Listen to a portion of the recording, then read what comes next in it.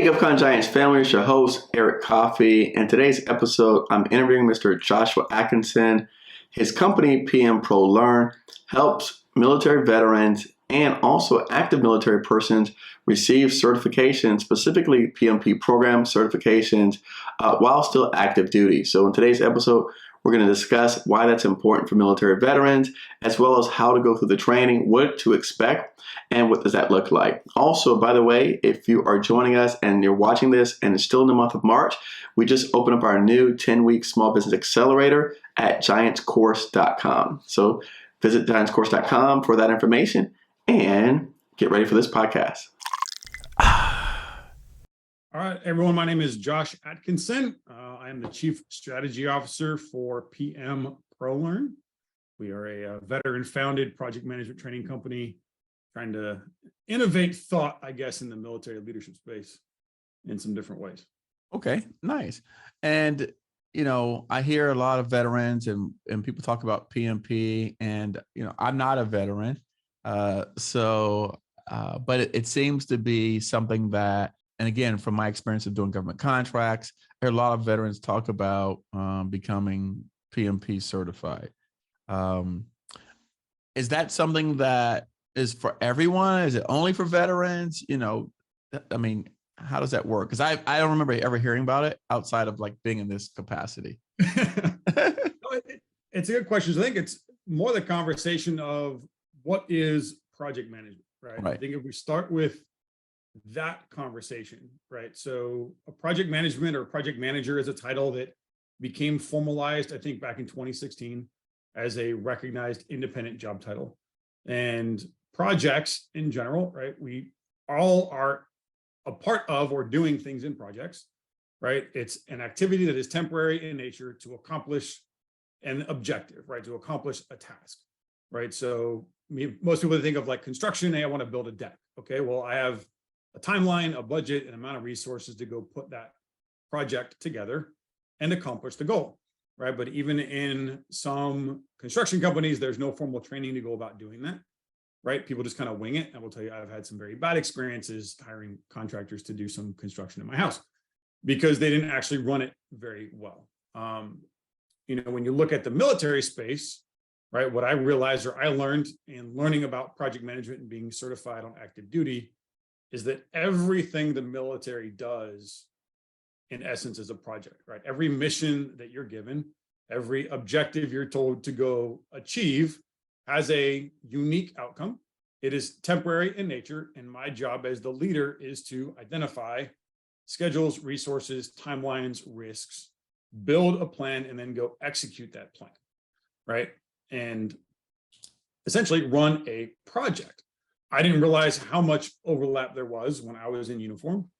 Once I got certified, I saw and realized I wish I would have learned those skills much earlier in my career, because a lot of the tasks that we are given, there really isn't a methodology to go do it, right? Like I was responsible to implement a new IT system with no real understanding of IT or how to get it done. Okay. And you're just now supposed to figure it out, right? Sure. So learning project management would have given me better skills to be effective in uniform. And when you look at the government contracting space, right, I think President Obama signed an act in 2016 called the Program Management Improvement and Accountability Act, saying, look, the government doesn't really run projects and programs that efficiently, and we're wasting a whole lot of money by how we run these things. We have to do better to take care of tax dollar money, right? So that I think is kind of the overlap that I've seen is like, look, we need to be more efficient at executing missions. We need to be more efficient at running projects and operations. And then the transition question that it comes up like, hey, why PMP for veterans is, you know, you as a civilian, you know, without a military background, probably understand this more. You know, when you first talk to a veteran, hey, what is it you can do for me before I want to hire you? Right. And I really don't know, right? I don't know what to call it. I don't know what value I might bring to the table. I'm probably not going to use a language or a process that you're going to know. But if I come in with an industry certification, if I come in having learned a language of that profession, if I'm coming in credible by a third party, it's a different conversation, right? It's a different interaction as I leave military. And I'm now not talking with just veterans. I'm talking with people that have no military experience whatsoever, right? We have to teach that language. We have to teach a different process overall. So do you think that this is something that everyone needs? Certification, no. Okay. Right? I don't think everyone needs to be certified as a project manager. I think project management education would be great for everybody to learn. Okay. And my reasoning for that is really comes down to business, right? A business exists in my mind for two primary purposes. One, satisfy customers, and two, make money, right? Like that's why a business is there, right? Profitability and stakeholder satisfaction, right? Every project is focused on the same things, right? I have to essentially satisfy the contract, satisfy my customer, and make sure I do it to earn money, right? Improve profitability. So everything a project manager focuses on is geared towards those two things.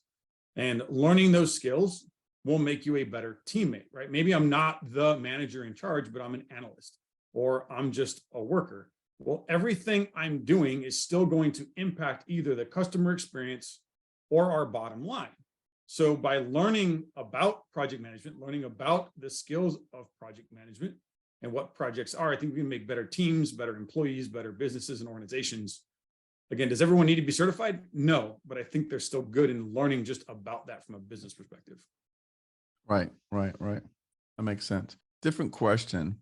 Now, again, what's the difference between project PMP? Because again, we're throwing acronyms and we're assuming that everyone knows this stuff. So let's just, let's explain to people what, the different acronyms. And I see your name has a bunch of acronyms behind it. Let's explain to people what that is. All right. So PMP is a project management professional, right? It is awarded to people who have at least 3 to 5 years of experience, have taken 35 hours of training, and have passed one of the most miserable tests I've ever taken in my life, right? So that's what a PMP is. Okay. In the world of projects, there are a few other certs. One is called Agile. There's a few flavors of that. The Project Management Institute has what they call Agile Certified Practitioner, or ACP. I'm currently working on that one. You have Scrum Master, right? A certified Scrum Master, or Product Owner, or Scaled Agile Framework is another one. SAFe. Those are all Agile certs, right?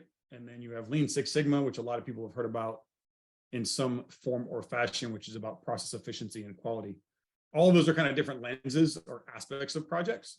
PMP is probably the hardest to get and the most comprehensive, and weaves in components of Agile and Lean as well.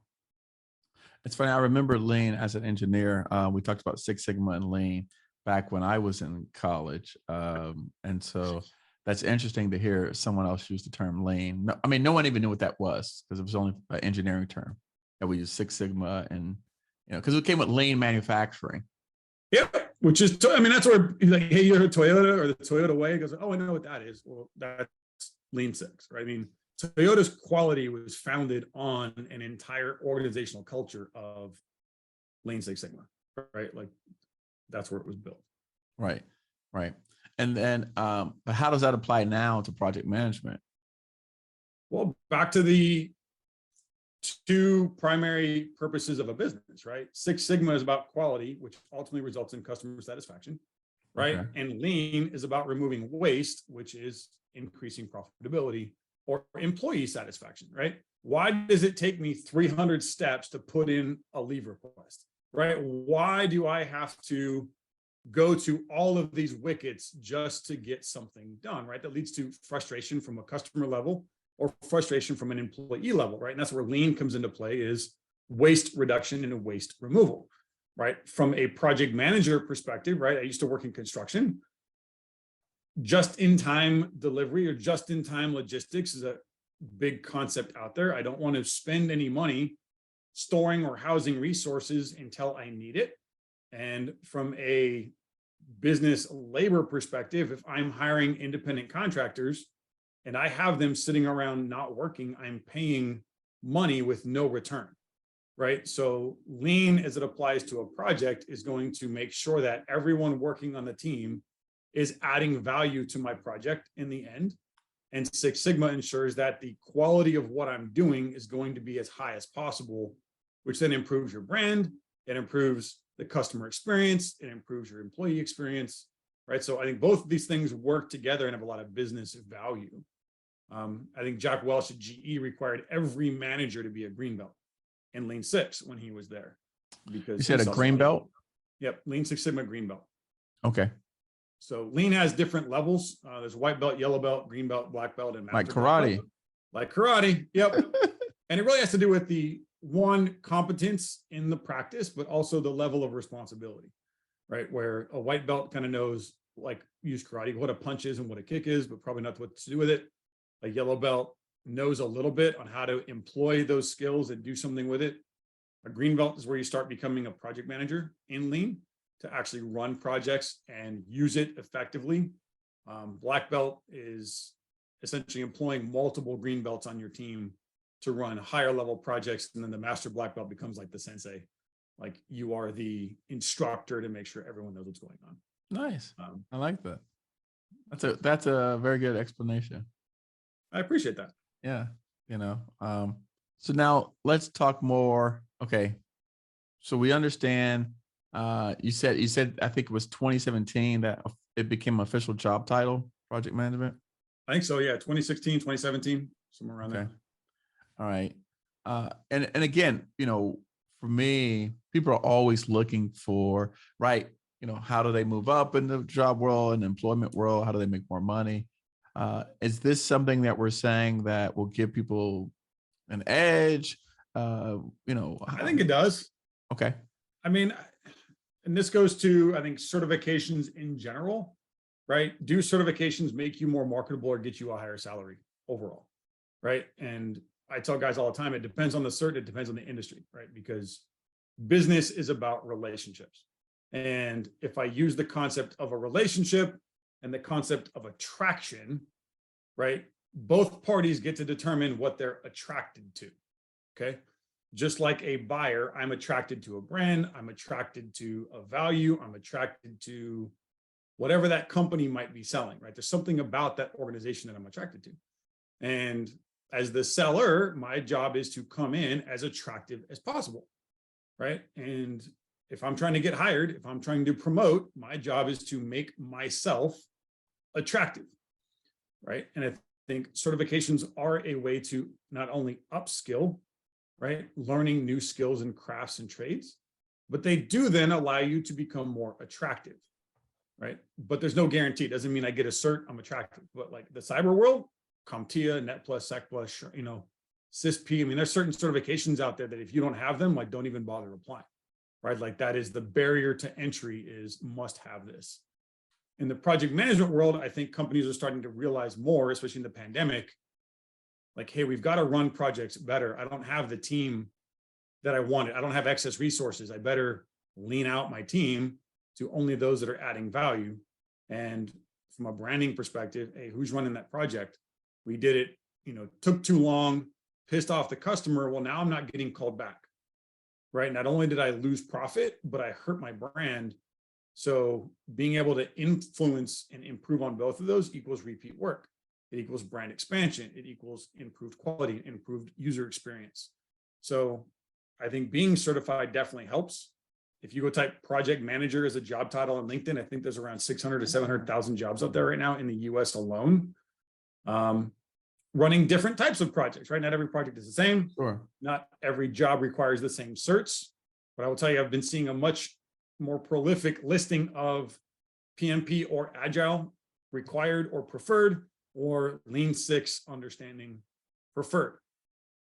Right. Sure. So, I mean, one of the areas you mentioned was construction. Are there any other industries that you could think of where this would be highly applicable? I mean, I think in the government right now, like I think PMP is almost becoming a requirement. If you are a project manager or program manager on a government contract, it's starting to become mandated that you must have this, right? If you're going to lead that project, you must be certified as a project manager. Healthcare, though, is huge. IT, right? IT and software really fall more into the agile project lane, right? Or Scrum Master or things like that.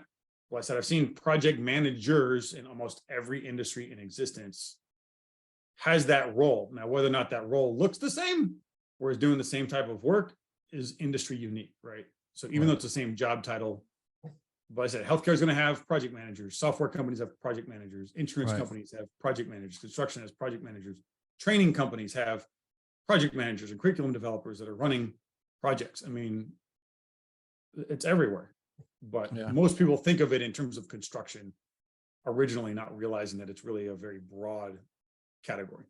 No, and that's why I asked the question. I mean, again, I come from a construction background myself, so we deal with project managers, senior project managers, project executives, superintendents. So that's very commonplace for us. That's why I asked about other industries, because I am in construction, so I know I could agree with you. But for the rest of everybody that's listening to this that doesn't know, I want to just try to help. The idea is what I've found being online for the last 5 years, that if you don't explicitly state things, people don't necessarily make the connections that we hope that they make from hearing the conversation. So I just like to have it explicitly stated. So now they will connect it with healthcare. They'll connect it with IT. They'll connect Scrum Master. They'll start connecting those dots. Yep. And that's what I think on the veteran side, like why we highlight what we do so much for the active duty component is if I've been in the infantry my entire career and I want to not go into private security or the police or the FBI afterwards, how do I get the credit for what I can really do, right? And I think the conversation talk about is capability versus credibility and relatability, right? Veterans as an organization, right? This is generalistic, but there's so much capability to every single veteran, right? Not only have I done my technical field, like drive a truck or work on generators or put in communications networks, but I've also been in charge of that team, right? So we have soft skills, we have project management skills, I have risk management skills, I have a lot of other stuff that I may have done, or even consulting skills. Like I was a division planner, my last job, and my job was to talk to teams of experts, create a plan, and advise senior leaders with recommendations, right? I wasn't the decision maker, I wasn't in charge of anything, but I was responsible to really advise and consult. But I didn't realize that's what it looked like as a civilian. I didn't realize I had that capability, right, to offer it. But even though I may have that capability, how do I convince a company to take a chance about me, right? How do I convince someone that I can really do that? I've been an infantryman for 20 or 30 years, and yet I want to come to a government company and say, hey, I want to become a project manager. And be like, well, tell me the projects you've run. Well, I've done deployments, I've done other things. Well, again, if I can come in certified and use terms that take what I did and translate it into a vernacular that industry understands, now I have that credibility, I have that relatability as a professional that otherwise you're kind of lacking for, right? And, again, like in construction, the org structure is actually identical to the military, right? I have a project manager, essentially like the officer in charge. I have a superintendent, the senior enlisted. I have a foreman who's the staff platoon sergeant underneath that command senior enlisted. And then I have a journeyman and an apprentice who are the junior enlisted guys going to do the work, right? Like when I went into construction, it was like going home. I was like, I completely understand this world. I got this role. I'm the officer doing the planning as the logistician. And then I've got my superintendent who I'm going to lean on as the expert in doing all the work, who's going to talk to the foreman to build the plan and identify the resources that we need. And then we're going to identify the journeyman and the apprentices out of the labor hall to go execute the plan. Right? It was like a direct fit, but I didn't know that was a project until I got certified in it. Like I didn't understand that I could even have that conversation until I learned about it. So how did you get involved with teaching project management? By accident. Okay. So I'm an accidental entrepreneur on that world. So again, I was 2012. I think someone told me about Lean Six Sigma. I had no idea what the heck it was, but I started looking into it. I found a DoD directive that said every entity in the government should be doing Lean. So I went to my boss and said, hey, you're supposed to go pay for this. So he says you're supposed to let me go do it. So I got my unit to pay for me to go to a Lean Six Sigma class at the community college. So that was kind of my first touch on project management. And then as I was coming up to transition, I was talking to a headhunter and they said, go look into PMP. And I was like, what the heck's PMP? And they go check it out. It makes you marketable. And I was like, okay. Didn't know anything about it. So I started doing research. I got connected with a program called Onward to Opportunity. which was free for veterans. And I went through their program, and it was good that it was free. And I started seeing value from my current job and talked to my boss and said, hey, sir, I think this would be really good to teach our team, right? I was a logistician and saw a lot of connection between logistics and projects. And he's like, go figure out how to make that happen. So it took me about a year, but I figured out how to use, training funds in the military to pay for PMP. And a friend of mine that I went to church with named Tim Dahlhaus was teaching project management at the time. So I hired him to come down and teach us. And then I got certified and went off into construction. And about a year later, he called me up and said, hey, I'm building a company called PM ProLearn, wanted to teach project management. Do you want to help? And I went, I don't know jack about sales, but I think I know what you want to do. And you trained me. I believe in you. So let's go try, right? Let's go figure this thing out. And we did, right? So I kind of, by accident, God's grace, divine intervention, what are we going to call it? Got thrown into this opportunity to help grow a company. And, I knew the vision of it, on integrating this into military mindset and military training. So we started building the brand, right? Building on LinkedIn, writing articles, doing podcasts, videos, just getting the word out. And 5 years later now, we've got like 27 employees and we're teaching all around the world. So it kind of became a passion from my own journey and my own experience to educate and empower people. Nice. And so your primary, the people that you're teaching primarily are veterans, I'm assuming. Correct. Primarily active duty, actually. Active duty. Yeah. Really? So, talk to me. Our primary audience is the active duty. There are educational benefits available to active duty. And when you look at the current battle, right, the peer fight, the strategy the government is going into, right, it's really looking at empowering decision-making down to the lowest possible rank, right? Because the tempo of conflict is too fast, right? We can't be waiting for the top to make a decision when the bottom needs to take action, right? And when you look at that dynamic, that really falls into a foundation of agile project management, right? Which agile started in software development. And in that relationship, the experts are the developers, right? The experts are the coders, right? The project manager is a vision translator, essentially. My job is to take the customer's vision and translate it into action so that the experts can go build what I need, right? Kind of like construction and engineering, right? Hey, the customer wants this. I've got to translate that into an engineering description to get an engineer to go design it and then have my team go build it, right? So I have to collaborate between those expertises to actually do the work. My job as the project manager isn't an expert in doing the work. My job as a project manager is an expert in people and planning, right? And so I think a lot of those concepts, when I look at the need, the communication degraded environment, they talk about, hey, we're going to go to war with China. If that happens, they're going to jam all of our comms, right? So I don't have the same control that I do now. So what that means, I need people to make action and make decisions without the ability to go ask permission anymore, right? Well, that's agile project management. That's agile team building.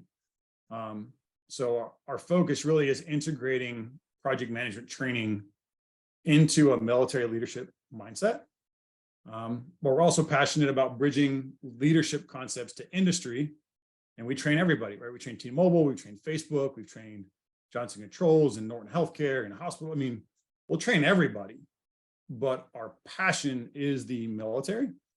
And then taking military leadership development, right? The intentional focus the military takes on building employees and helping organizations learn how to do that too, right? How do I build an intentional training plan to take a potential employee from high school graduate to a VP level executive? Like, what would that take to do that, right? And helping organizations learn about intentional employee development and how to upgrade their own team internally versus simply hiring from the outside. Nice. Yeah, I'm here. I'm browsing through your site now, PM ProLearn.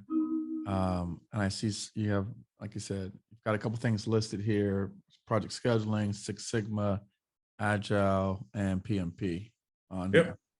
All right. So I see that you offer discounts to military as well.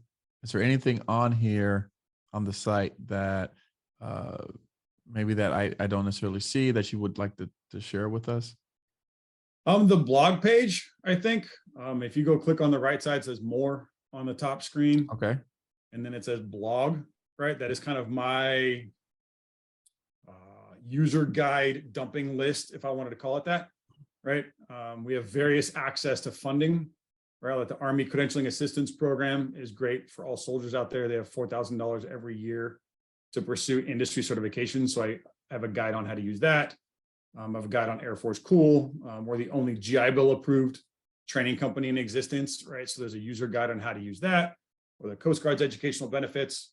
But then even more so down below, there's some other articles on, hey, why do veterans make great project managers, right? How do I take military planning and parallel that with a project to know that I really can become certified?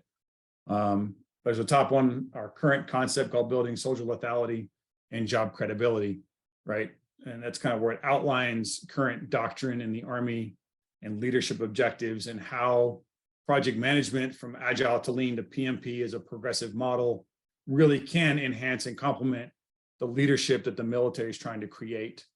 And then give soldiers something they can take with them too, right? Because again, we have a lot of capability. I went to all these schools, and yet none of those schools mean anything to somebody who wasn't in the military, right? So it's a way for us to improve on skills needed while we're in uniform, and it allows everybody to take something with them when they get out, right? So we can help bridge that divide. Yeah, no, actually, I do like the fact that you're training active duty, because I have seen when people come out, like, that's why I asked the question about veterans, because that's where I've seen typically people come out as a veteran and then they go out and they get PMP. But I do like this better because, like you said, you can, in my opinion, what I see happening is it may give people more confidence to come out to the marketplace that they can Absolutely. get a job. I have a phrase I've jokingly created because I work with another company called Salute to Suit, right? I'm just a huge fan of them. But I said a certification is like a well-fitted suit. It makes you show up looking like a professional and be confident in the interview. Right. Like, again, it's that uncertainty. Like, I don't really know what I am. I don't know what I'm worth. I don't know what to call it. I don't know. Right. And there's a big kind of I call it falling into the valley of despair. Like, you leave the military and you kind of fall into this hole and you're like, I don't know what to call it. Right. So I think teaching these concepts and teaching these skills earlier helps, someone understand more of who they are and what they are. But at the same time, it also gives you what I call past performance, right? You're familiar with this even in construction.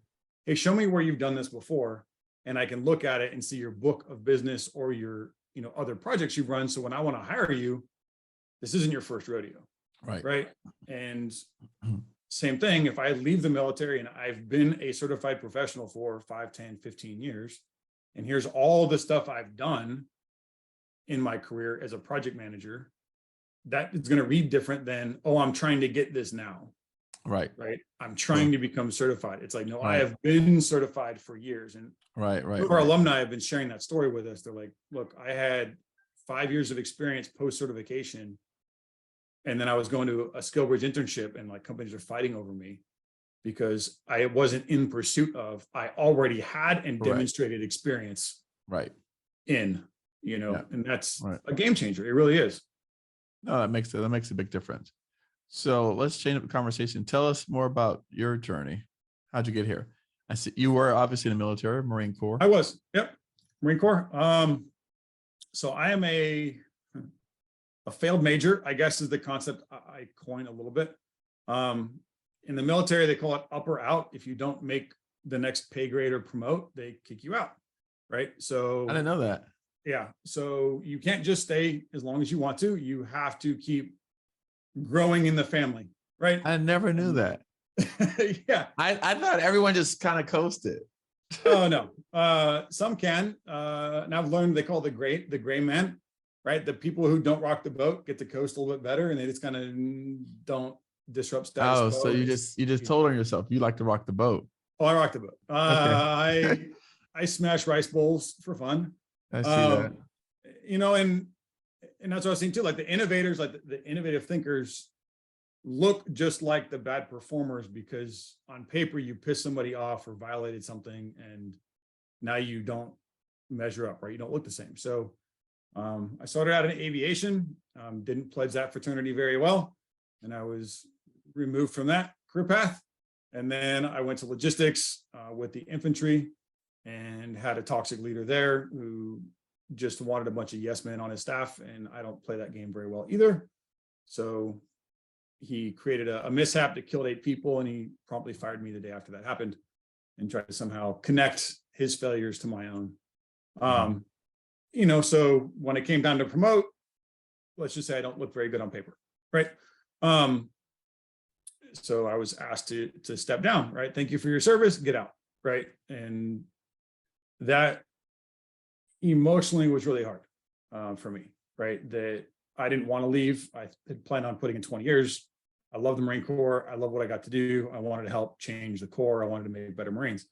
And everyone I talked to, or a lot of guys I talked to that I respected, were like, man, you're really good at this stuff. You should stay in. I was like, I agree. I want to stay in. And the Marine Corps said, nope, get out. So I was kind of thrown into leaving service without wanting to, without having a plan, without really knowing who I was or what I wanted to do, right? So thankfully, again, I learned about certifications. I used a headhunter, which was good in that they helped me get a job. I call it giving you a fish, not teaching how to fish, right? So I got a fish, right? I was glad to just be employed. I had a lot of loss of confidence in who I was because, hey, you're failed, right? You just got fired, essentially, and told you're not worth it, get out. And yet I'm supposed to go to the next company and say, I'm really worth it. You should take a chance for me, right? I'm really good. Hire me, right? And that was just a really awkward time in my life. I tell vets, stay in the reserves because at least it's like a family reunion.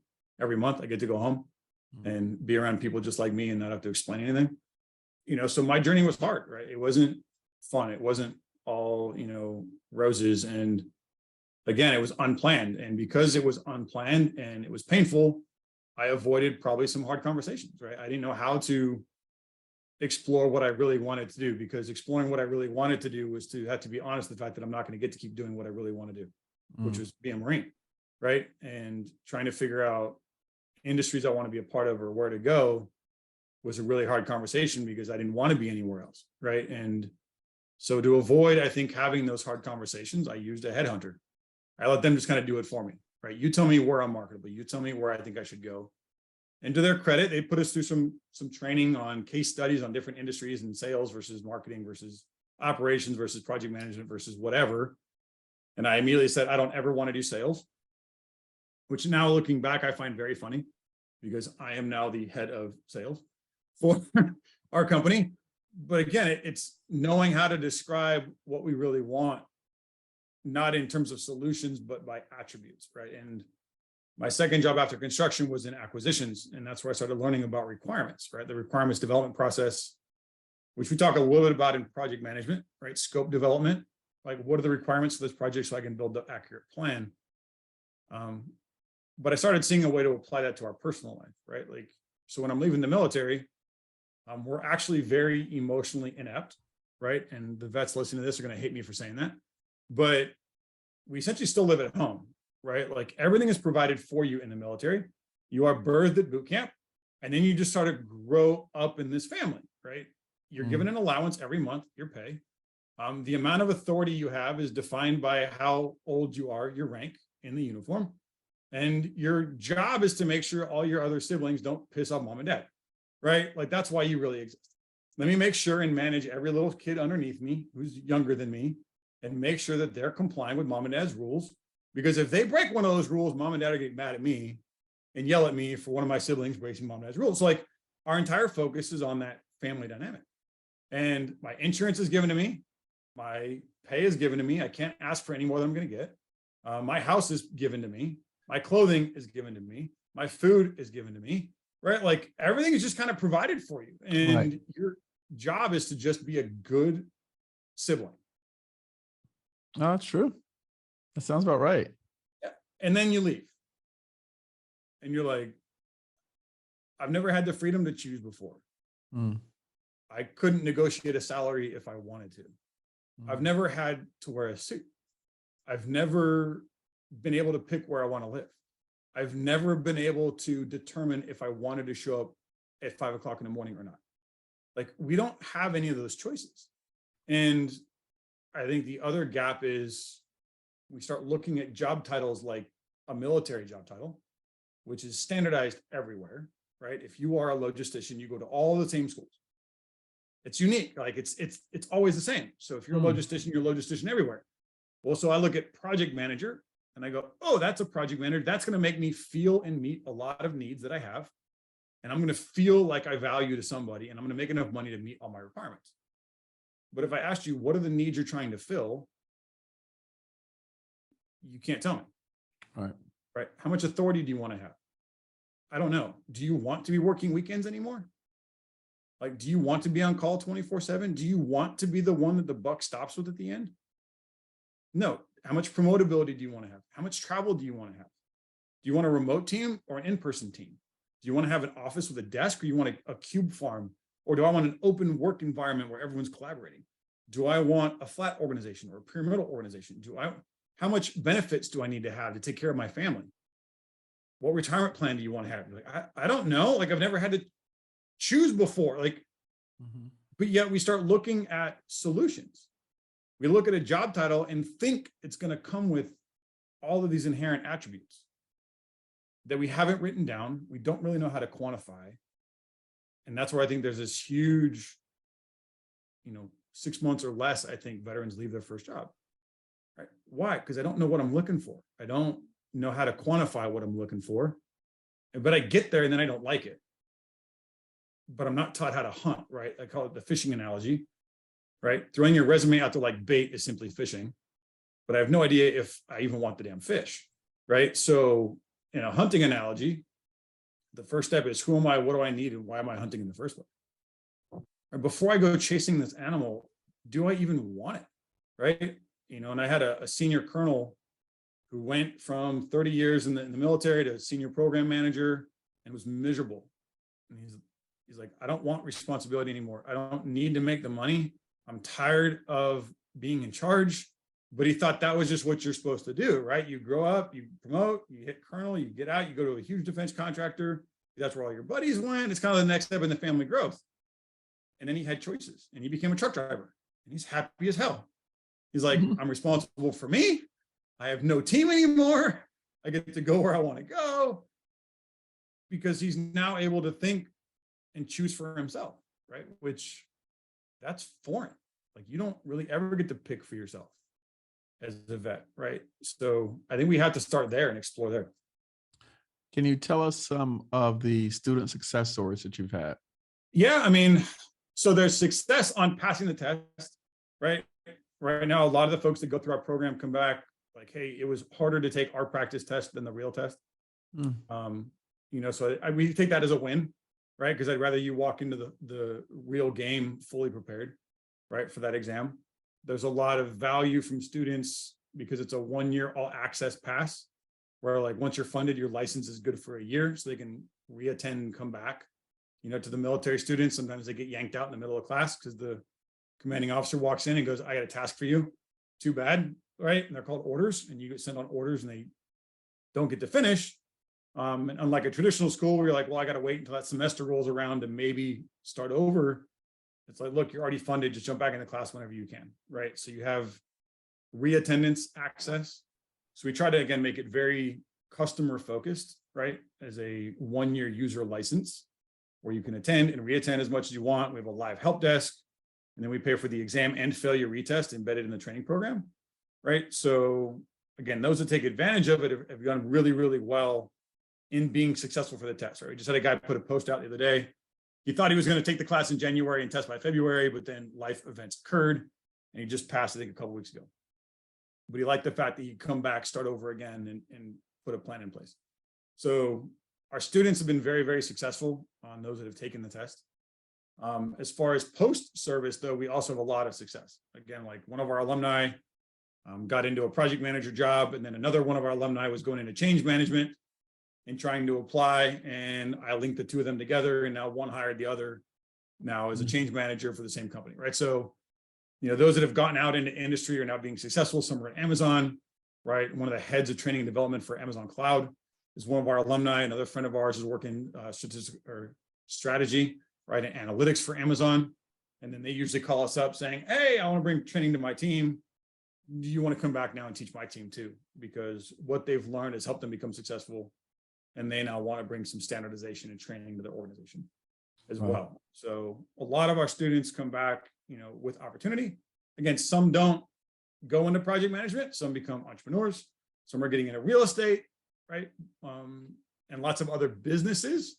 But like even in my own journey, my project is grow a company.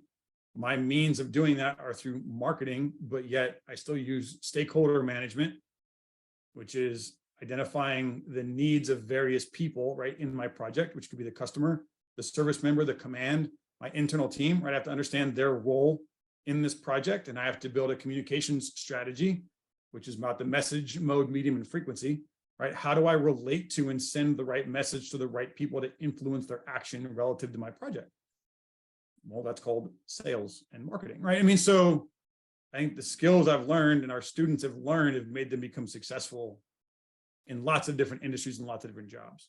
But I enjoy seeing their successes, going out, and one's now the head, I think, of maintenance or fixed wing maintenance for the Air Force as a government employee too. I mean, so a lot of our students are getting out of the military and then getting into very successful careers.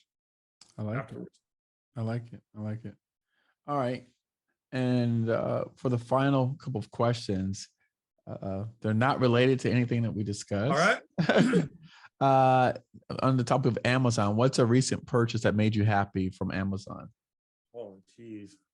I'm a huge Amazon shopper. Coffee. We had to order our coffee from Amazon. That made me pretty happy. Okay. What kind of coffee was it? Kick-ass coffee, right? That's the name of it? Yep. All right. Coffee. That's okay. Well, but they were out, so we had to go buy it from Amazon. Yeah. Well, we have one of our veterans from the VIB network. He's got a coffee company called Badass Brew. So. Oh, that's awesome. Yeah. It sounds like another veteran company, Kick-Ass Coffee, Badass Brew. So. Yeah, we like the sustainable companies, right? Like the Good Earth, people that aren't just like, doing sustainable growth. So we support that, organic, sustainable. Sure. Treat people well, coffee. An odd place or odd job that you've worked at that no one would ever guess. 3 Mile Island. Okay, what's that? I guess. So it's a nuclear facility that actually had an eruption back in the day. It's up in Pennsylvania, had a meltdown, a reactor meltdown. And we got to go do some remove and replace work up there with my company. I was at Hake Rigging and construction. So our construction was heavy rigging. We did a lot of work in nuclear power plants. So I visited, I think, 4 or 5 of the nuclear plants in the Eastern Seaboard to do construction work for them, as well as oil refining and combined cycle power generation, like Queens, New York, and a bunch of other places around. But 3 Mile Island kind of stands out. We got to walk through and see the reactor meltdown area and some of the stuff that was up there. So is that like where they had the nuclear accident over Hiroshima? Is that similar where it melted down? Kind of, yeah. I mean, I was at a smaller scale, right? Yeah, it was. I mean, I think they had a major, like with Chernobyl was obviously a huge like eruption that exploded. But the concern was it's going to melt down and cause something like Chernobyl and have a big, huge like impact, but they were able to contain it overall. But yeah, being in the nuclear power world opened my eyes a lot to what clean energy is. I know it's going to create a lot of hate and discontent, but I don't think green energy is really all that green when it takes a ton of plastic to make the fan blade to get you your green energy. It's kind of this misnomer of, when the manufacturing process isn't green to get you a product to make green, is it still really green? Or the batteries that aren't recyclable that you're going to stack up in all your battery powered cars. And I can melt a steel engine block down afterwards and recycle it, but I can't do anything with the battery. So is that battery powered car really green? Or... I guess you're saying you're going back to the origin of the things that are, where they're being made. Correct. Like how much water does it take and how much non-recyclable product does it take to make a solar panel? Right. And then when it's done, can I recycle it? And if I can't, it's energy required to build versus energy saved. Sure. Versus and nuclear power has no emissions, right? It is 0 carbon footprint. it does obviously create nuclear waste. So at some point, there's still a trade-off. But I think that they are considered nuclear power to be green now.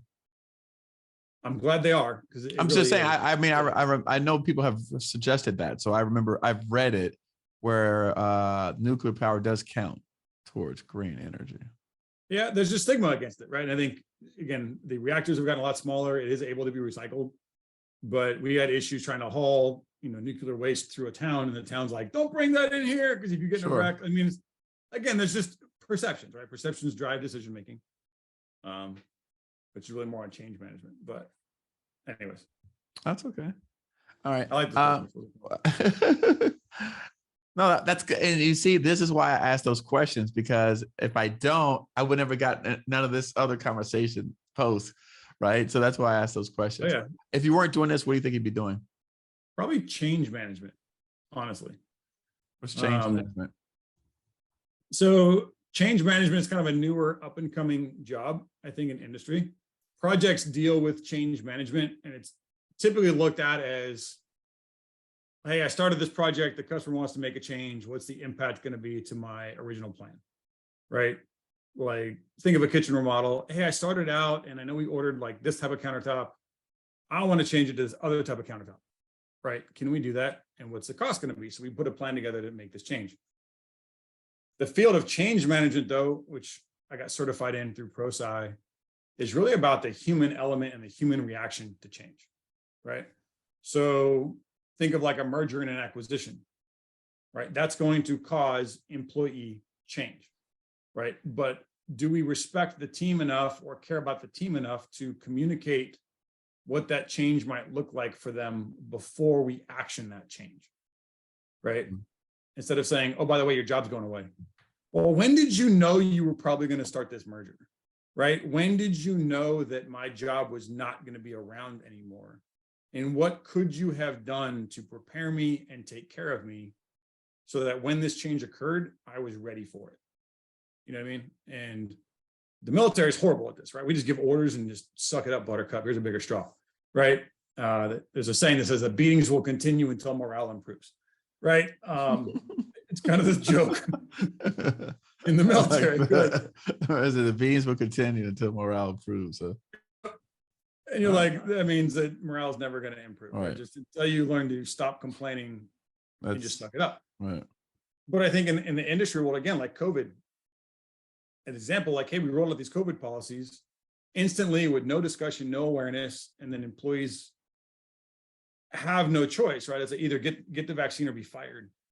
Like, you didn't even allow me to have the freedom to think about it, right? Like, you just came in and were dictatorial and said, right, this is happening. Screw you, you know what I mean? And then employees walk with their feet. Look, you don't care about me. You don't really respect me. I'm out. Right. And so I think I enjoy the change management because it's really about helping people and educating people and empowering people to be ready for change before it's action, right? It's making a bridge between the CEO and the employee. Hey, before you make this choice, let's go and talk to the employees. Do we even need to make this change, right? And I think in so many instances, there's this desire for relevance in a leadership role that sometimes leaders make change just so they can feel like they're in power. And yet the employees that are influenced by that change are hurt by it, right? They don't want it. It's not even the right help, right? It's like, please don't help me because your help isn't helpful, right? It's like, hey, can you? So I think it's a merging of like a little bit of my consulting background and training and development and peopling and relationship building. So I'd probably be looking into a change manager role, right? Organizational change, or maybe starting a nonprofit. I guess I'm really big on wanting to help. I think men become the leaders of their families, right? Starting conversations from broken homes, right? Giving youth a place to come and vent, right? I think so much of the world today, we live in masks because we don't know how to be honest and real because we aren't in a place that allows us to be honest and real. And to create an environment where people can come in broken and say, hey, look, I'm just hurting right now. So we used to teach junior high at the church, and just things like relational temptations and bad decision-making without going too far down what that could imply. But at the time you start going into puberty, you're confused. And if I don't have someone to talk to about these emotions that I'm feeling, I may then start making decisions based on peer pressure or just the mob mentality And when you make those decisions, you're bringing scars with you, because now I can't unmake some of those decisions, right? And now I have baggage and wounds going forward. So what if we can help educate, equip, build better identities for our youth, right? So that they grow up confident because of what they believe in themselves, not what society tells them, right? I mean, all the social media suicides and all the people that are out there that are really not taught, I think, how to be confident alone, and are looking to likes and chats and crap on Twitter. I only got 500 likes on this one. I must not be very valuable today. It's like, no, you were valuable because God made you valuable. Whether or not someone else gives you the credit, who gives a shit, right? I mean, like, who cares? But we have to teach that, right? I think we have to instill that. And even in the veteran community, there's a class we're rolling out, a bill called the Empowered Transition. And I think knowing your value and your identity is so important, even when leaving the military, because if you don't know who you are, then I'm relying on a job title or a company to validate that I'm valuable. And we start falling into depression. We start making bad decisions, right? Because we're trying to fill an internal void that really can't be met somewhere else. So I think they're all kind of connected, right? It's about people, right? I like people. I like helping people. And I want to be able to do that, right? Now I get to do it as an entrepreneur. And if I wasn't doing this, I'd be doing it somewhere else. Any books that you recommend that you, again, you could be along the same lines, that you've read that may be inspired, that you share, that you give to people? Right now I'm reading Accelerate. Okay. It's about DevOps and business transformation. Okay. I'm actually really intrigued by it because it really, again, talks about team empowerment and am I letting my team be a part of decision-making? And it talks about the need for that. So there's actually some surveys and questions in there. I want to go back to our company and go, do you feel like this culture exists? Because if it doesn't, then we're hurting ourselves, right? So that's in my head because it's the one I'm reading right now. It's actually right next to me. If you want, it's right here. Building and scaling high-performing teams. So that one's there. I'm a huge Ravi Zacharias fan on the spiritual side. I'm trying to think of the book of his. It's been a while since I've read it, but it's a really tiny book called Sense and Sensuality. Actually, it's interesting. It's almost like a play, the script of a play between Blaise Pascal, Oscar Wilde, and Christ, on how to satisfy the soul. That's one I definitely recommend to people, just because on a spiritual side, is in the soul can only be satisfied by something as deep as the soul. And if you try to fulfill that void with anything less than that, then you're never satisfied, right? And I think it goes back to the pursuit of never satisfying things in life, like money or, money, alcohol, work, or whatever, because we're trying to fill a void that can't be met that way, but we don't know that. But we keep trying over and over and over again, I like it. I like it. No, I think it was great. Thank you so much for sharing. Anything else that you'd like to leave us with before we close out today? I guess if you have questions, ask, right? I think so many people, talk about networking a lot, right? If you guys are hearing this on the podcast, you are not alone, right? I think networking requires us to be vulnerable, but networking isn't having a network. Networking is not people I'm connected with. Networking is reaching out to ask for help, right? I need help getting a job. I need help winning a government contract. I need help finding a clothing company. I'm struggling with something. Can somebody out there help me find the answer to whatever this is, right? And I think too many people today live isolated because they're too afraid to be vulnerable and say, I need help right now, right? So I encourage everybody, right? You are not perfect, nor will you ever be perfect. So get over it and be willing to say, I need help doing something, right? Because by being vulnerable and asking for help, you may be amazed on how many doors will open to get you that help, right? How many people out there actually want to come and assist, right? Somebody's like, hey, do you have a cup of sugar? Like, I got sugar, come on and get it, right? It's simple and stupid, but that's still asking for help. I have a need that I can't fulfill on my own. Hey, neighbor, can you help me fill this need? But we don't ever do it on a personal level. We don't ever do it on an emotional level. And for the veterans out there, right, we don't ever want to be the one who doesn't have the answer, right? Well, in transition, you now don't have the answer. Be willing to say, I don't have the answer. I'm hurt, I'm confused, I'm scared, I'm frustrated, right? Be vulnerable and just ask for help, right? The community is amazing. People are amazing. And most people have great hearts and really just want to help you, but don't know how, right? So if you are out there living in isolation, reach out, hit me up on LinkedIn, send me a note. I'll make time to talk to you. I don't care if you're a veteran or not, right? I just want to help people not feel alone. So there you have it. There you have it. No, and I agree. I would echo that sentiment. A lot of people, even with comes to me, they've reached out to me before, and they tell me all this great things, and I said, well, I guess you don't need help, because they say I'm this, I'm great, I'm wonderful, I do this and that, and I said, congratulations. I'm not sure what I could do for you, and I've been to the offices for people like that, and then I said, so I got up and I left, and I said, where are you going? I said, well, you said you got a great business and you're doing really well, so it doesn't look like you need my services. No. I was just I said, well, you spent an hour, talking about how great you were. I said, if I'm a doctor, I want to find out your sickness, your illness, and how I can treat you. And if you tell me you're healthy and your heart's strong and everything feels great, then I take it you don't have an illness. So why are you here? I mean, why here?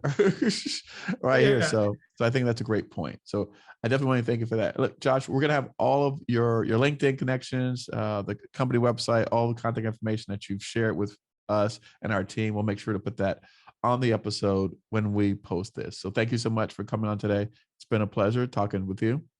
I appreciate it. Thanks for the opportunity. Right. No, I mean, no problem. People, your network is your net worth. I think I've heard, and people make the world go round. Right. So it's a privilege to be able to talk with you, Eric. I appreciate what you do. Right. I look forward to even learning more about you. I know this was an episode conversation going this direction, but I want to learn more about you, right? Like, what are you doing? What are you helping people with? How are you fulfilling your own passions and desires, right? Outside of construction. Because clearly this isn't construction anymore, but it's probably a conversation for a much longer time. Exactly. A different day, right? A different day. Yeah. So no, thank you so much, Joshua. I appreciate you. Sounds good. Thanks. Bye now.